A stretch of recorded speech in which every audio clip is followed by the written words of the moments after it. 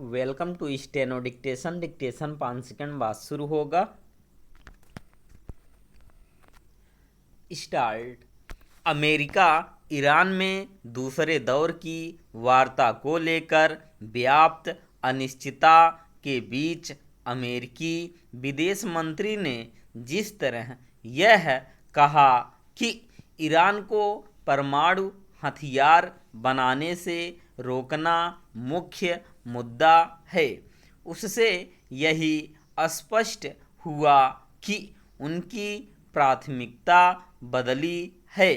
अभी तक America Iran में सत्ता परिवर्तन के साथ उसके मिसाइल कार्यक्रम को सीमित करने और परमाणु हथियार बनाने की योजना का परित्याग करने पर जोर दे रहा था।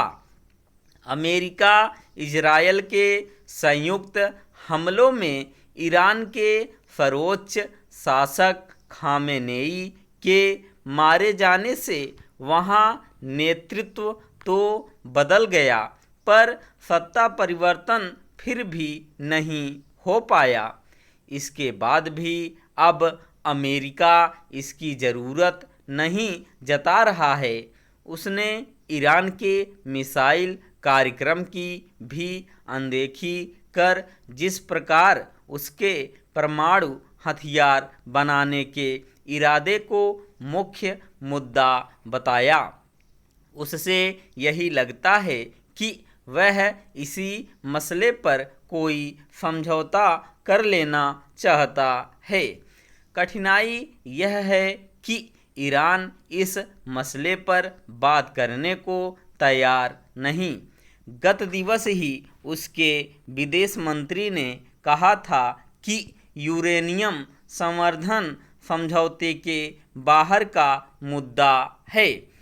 इसका अर्थ है कि अमेरिका जिस मुद्दे को सबसे महत्वपूर्ण कह रहा, ईरान उसे कोई महत्व नहीं दे रहा। ईरानी विदेश मंत्री का यह भी दावा है कि उनके पास परमाणु क्षमता है, लेकिन वे हथियार नहीं बना रहे हैं। इस पर भरोसा नहीं किया जा सकता, क्योंकि ईरान ने नागरिक उपयोग के लिए तय सीमा से कहीं अधिक यूरेनियम संवर्धन कर लिया है। यह सीमा इतनी अधिक है कि वह कुछ ही समय में परमाणु हथियार बना सकता है। अमेरिका और इजरायल के साथ खाड़ी देश ऐसा कभी नहीं होना देना चाहेंगे। ईरान को परमाणु हथियार बनाने से रोकना पश्चिम एशिया के साथ विश्व शांति के भी हित में है। उसे होर्मुज पर आधिपत्य जमाने के साथ साथ परमाणु हथियार बनाने से भी रोका जाना चाहिए। कठिनाई यह है कि अमेरिका ईरान की नाकेबंदी करने के बाद भी उस पर इतना दबाव बनाने में समर्थ नहीं कि वह वार्ता की मेज पर आने को विवश हो।